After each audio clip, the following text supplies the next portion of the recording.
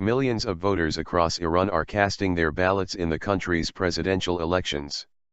Although all 6 candidates are seen as conservatives, one of them, cleric Hassan Rouhani, has been reaching out to the reformists in recent days. The election will decide a successor to outgoing leader Mahmoud Ahmadinejad. His 8 years in power have been characterized by economic turmoil and Western sanctions against Iran over its controversial nuclear program. Ayatollah's call. Some 50 million people are eligible to cast their ballots. Polls across Iran opened at 8 o'clock local time, 3:30 GMT, and were due to close at 18 o'clock, 13:30 GMT. However, the Iranian Interior Minister, Mostafa Mohammad Najjar, has now announced that voting time will be extended, possibly by several hours. Ballot counting is still expected to start at midnight local time and results are due to be announced in the following 24 hours.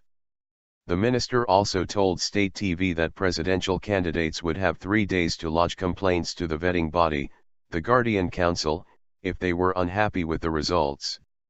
The past week brought a surprising change to what otherwise had looked like being a predictable election, the BBC's Richard Galpin reports. Mr. Rouhani has been attracting increasing attention, speaking publicly about the need to re-engage with the West, our correspondent says.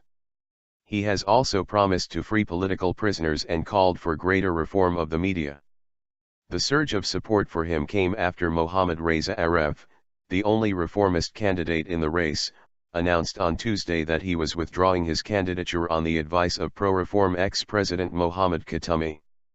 Mr. Rouhani now has the endorsement of 2 ex-presidents, Mr. Khatami and Akbar Hashemi Rafsanjani, who was disqualified from the race by the powerful Guardian Council.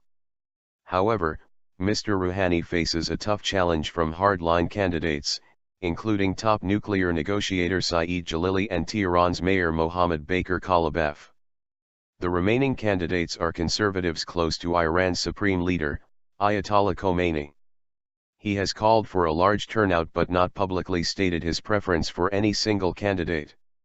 After casing his vote early, the supreme leader spoke live on state television.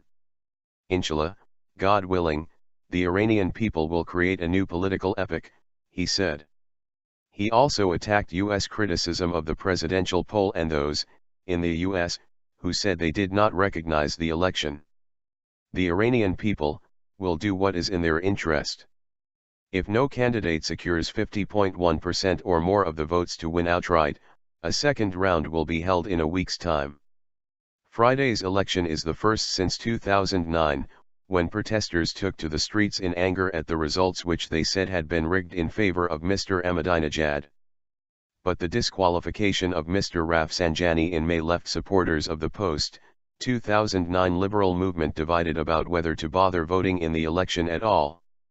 No foreign observers will be monitoring the poll, and there have also been concerns that media coverage in the run-up was unfair. Many reform newspapers have been shut down, access to the internet and foreign broadcasters restricted, and journalists detained.